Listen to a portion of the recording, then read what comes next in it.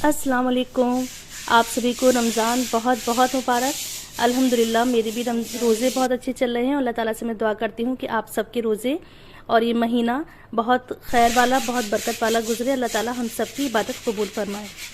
तो ये मेरा लॉन्ड्री एरिया है जो कि काफ़ी गंदा हो रहा था, तो आज मैंने इसकी क्लीनिंग करवाई थी। इसमें मैंने विनेगर, बेकिंग सोडा और थोड़ा सा एसिड डलवा कर इसकी सफाई करी है, जिससे ये बिल्कुल साफ़ हो गया है। इन तीनों चीज़ों का मिक्सचर बनाकर अच्छे से पानी में हमने डाइल्यूट कर लिया था, जिससे इसकी हमने सफाई करी थी। तो देखिए बिल्कुल साफ़ हो गया है। इस पर काफ़ी गंदे निशान हो गए थे। यहाँ पे कभी कभी मुझे जब लार्ज कुकिंग करनी होती तो मैं इस एरिया में ये वाले चूल्हे पर मैं कुकिंग कर लेती हूँ जब कभी दावत होती है। तो आज सुबह के टाइम ही मैं अफ्तार की तैयारी करूँगी, क्योंकि आज है जुमे का दिन। जुमे में थोड़ी ज़्यादा इबादत करनी होती है और आज मुझे कुछ सूरतें पढ़नी थी, तो मैंने आज पहले ज़ोहर के टाइम ही यहाँ तैयारी कर ली है। तो यहाँ मैंने आलू उबालने के लिए रख दिए हैं। साबूदाना के बड़े बनाऊंगी तो साबूदाना भिगो दिया है, और ये सोयाबीन मैंने उबाल कर रख दी है। तो आज मैं बड़ी ही डिफरेंट सी थोड़ी सी डिशेस बनाऊंगी। तो मैं यहाँ आज बनाऊंगी पफ पेस्ट्री कह लीजिए इसको, या पफ पॉकेट कह लीजिए, या इसको वेज पॉकेट कह लीजिए, जो बहुत ही मज़े की बनकर तैयार हुई थी। तो इसके लिए पहले मैं डो तैयार करती हूँ। यहाँ पे मैंने 2 कप मैदा लिया है, जिसमें 4 चम्मच मैंने ऑयल डालकर अच्छे से मिक्स कर लिया है। मैंने यहाँ पर ऑलिव ऑयल का इस्तेमाल करा है, आप चाहें तो रिफाइंड ऑयल डाल लें, और इसको अच्छी तरह से ऑयल के साथ आटे को मसल लें। जब ये आटा क्रम्बल हो जाएगा तब इसमें थोड़ा सा पानी डालकर इसका सॉफ्ट डो तैयार करेंगे। डो हमें बिल्कुल हार्ड या बिल्कुल सॉफ्ट नहीं बनाना, इसको सेमी सॉलिड मतलब सेमी हार्ड इसका डो हमें बनाना है। अब इसको हम ढक के रख देंगे साइड में। अब मैं जो साबूदाना के बड़े बनाऊंगी उसकी मैं प्रिपरेशन कर लेती हूँ। तो मैंने यहाँ पर 2 आलू उबाल लिए थे, और उसमें मैंने 1/4 कप मूंगफली के जो दाने होते हैं उनको रोस्ट करके पीस कर डाल दिया था। और यहाँ पे मैंने भीगा हुआ साबूदाना लिया है। इसको मैंने 1 कप साबूदाना लिया था और 1 कप पानी में इसको मैंने भिगो दिया था 3-4 घंटे के लिए। तो इसमें मैंने डाल दी थी हरी मिर्च, चाट मसाला, ब्लैक पेपर और सॉल्ट। इन सबको अब हम मिक्स कर लेंगे। इसमें आप चाहें तो हरा धनिया भी ऐड कर सकते हैं। और यहाँ पर मैं अब इसको अच्छी तरह से मिक्स कर लूँगी। तो ये जो बड़े बनकर तैयार होते हैं बहुत ही मज़े के होते हैं, घर में सबको बहुत अच्छे लगते हैं। तो मैंने अभी इसकी टिक्कियाँ बनाकर फ्रीज़र में फ्रीज़ कर दूँगी। अब मैं पहले नमाज़ पढ़ूँगी और उसके बाद में किचन में लगूँगी। तो आज जुमे का दिन है, मैं ये ड्रेस पहन रही हूँ, तो मैं लगा रही हूँ इत्र। मैंने यहाँ पर ऊद लगाया है, ये है ब्लैक ऊद, जिसकी खुशबू बहुत ही अच्छी होती है।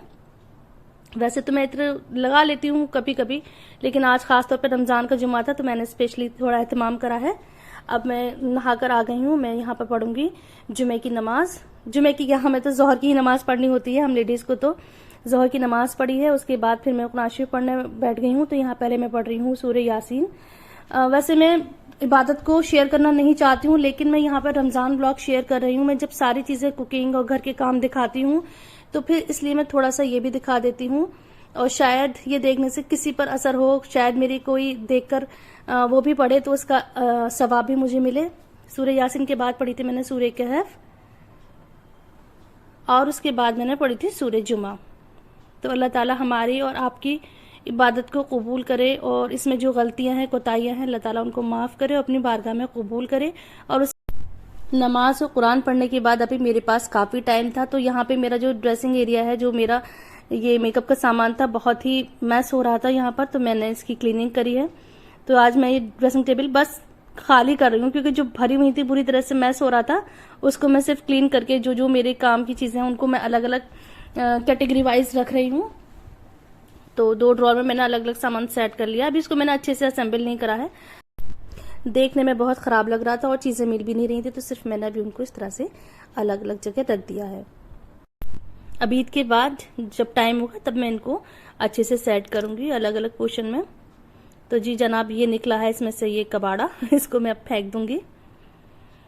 तो ये सब करने के बाद हो गया था फिर असर का टाइम। फिर मैंने असर की नमाज़ पढ़ी। असर की नमाज़ पढ़ के अब मैं चली जाऊँगी किचन में।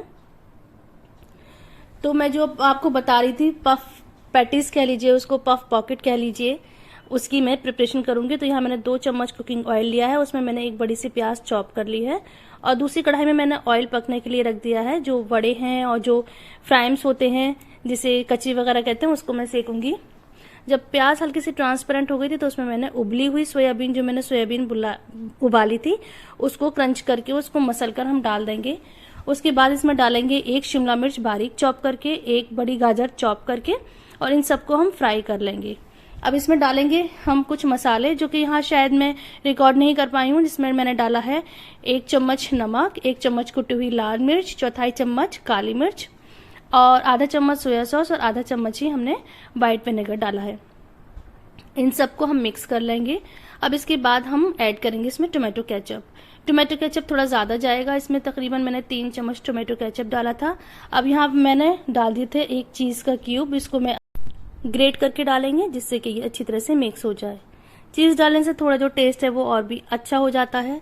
तो बड़ी अच्छी ये पॉकेट बनकर तैयार हुई थी। आप लोग ज़रूर एक बार ट्राई करिएगा, और आप चाहें तो इसकी जगह चिकन यूज़ कर सकते हैं, लेकिन मैंने इसको बजट फ्रेंडली बनाने के लिए यहाँ मैंने सोया चंक्स का इस्तेमाल करा था। और ये जो वड़े थे मैंने फ्रीज़र में रख दिए थे नमाज से पहले। अब मैंने इनको निकाल लिया है। अब इनको मैं करूँगी फ्राई। इनके फ्राई होने की पहचान ये है कि जब ये फ्राई होकर तेल के ऊपर फ्लोट करने लगते हैं, इट मीन्स इट्स रेडी। तो इनको हम फिर तेल से निकाल लेंगे। और ये मैंने वो बनाई थी पॉकेट, मैंने सारे ही आज एक्सपेरिमेंट कर लिए थे, सारे ही शेप मैंने ट्राई करे थे। कुछ बनाया है इनको पॉकेट, कुछ बनाया इनका पफ, कुछ इस तरह की मैंने पोटली बनाई है। तो लेकिन सभी बहुत अच्छे लग रहे थे, क्योंकि स्टफिंग तो थी ही अच्छी, और जो ऊपर की लेयर थी बहुत ही क्रंची थी। तो जरा इसकी साउंड सुनिए।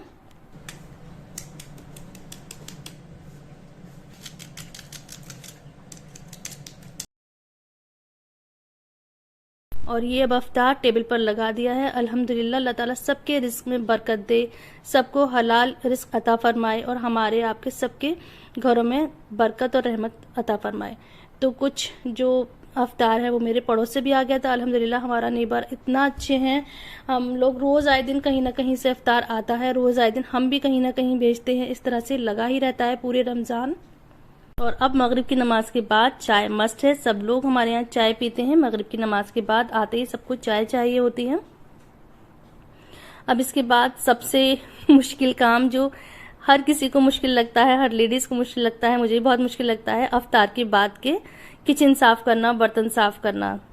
तो चाय वाय पीने के बाद थोड़ा रेस्ट करा था, उसके बाद मैंने यहाँ पर बर्तन धोए हैं। बर्तन धोने के बाद मैंने यहाँ पर सिंक साफ कर दी है।